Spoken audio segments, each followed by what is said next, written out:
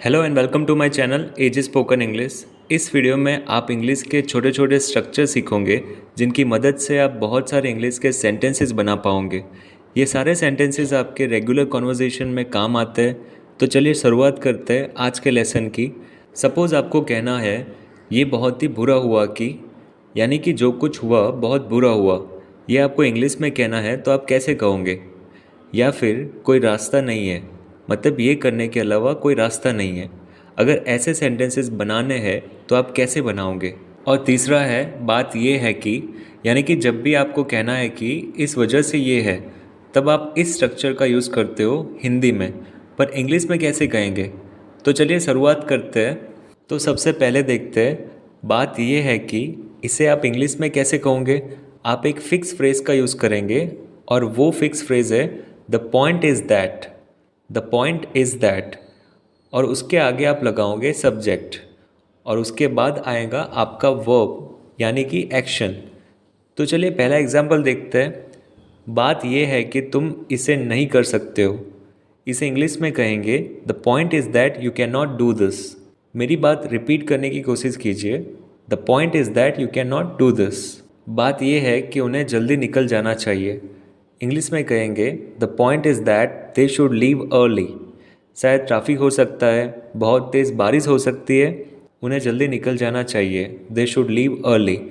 But हमारा focus क्या है, the point is that. Next देखते हैं। बात यह है कि उसे तलाक दे देना चाहिए था। The point is that she should have divorced him. रिश्ता सुधर नहीं रहा है, रिश्ते में बहुत सारी प्रॉब्लम्स है, तो आप कह रहे हो उसे तलाक दे देना चाहिए था। The point is that she should have divorced him. चलिए आगे बढ़ते हैं। बात यह है कि हमें ये पता लगाना चाहिए कि ये किसने किया है। इंग्लिश में कहेंगे the point is that we should find out who did this. The point is that we should find out who did this. चलिए अभी आगे बढ़ते हैं सेंटेंस स्ट्रक्चर 2 की तरफ, जो है ये बहुत ही बुरा हुआ। ये बहुत ही बुरा हुआ कि इसे इंग्लिश में कैसे कहेंगे।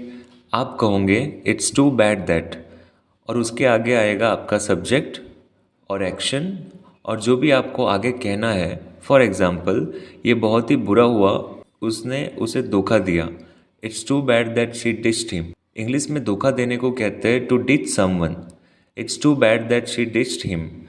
हम पास की बात कर रहे हैं इसलिए हमने डिच्ड यूज़ किया, और इसके एंड में एड साउंड नहीं आता है, डिच्ड डिच्ड टी का साउंड आता है।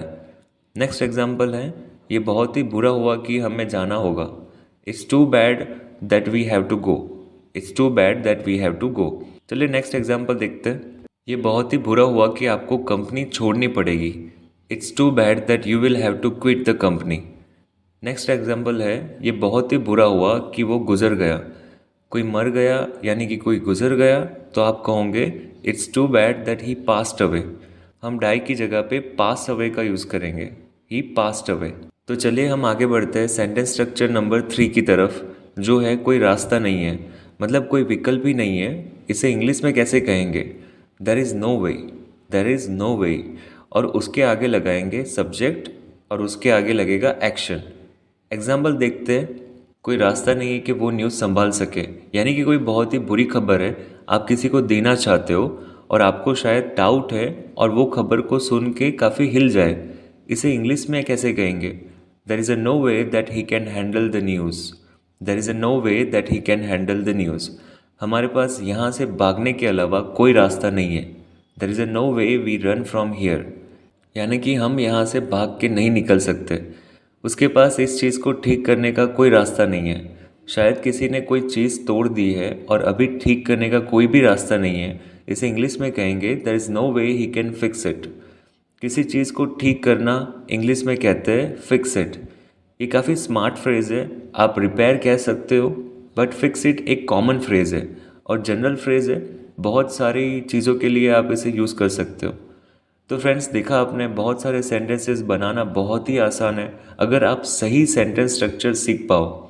मैं आपसे जल्द मिलूंगा एक और इंग्लिश लेसन में। तब तक keep learning English, keep practising English and take care.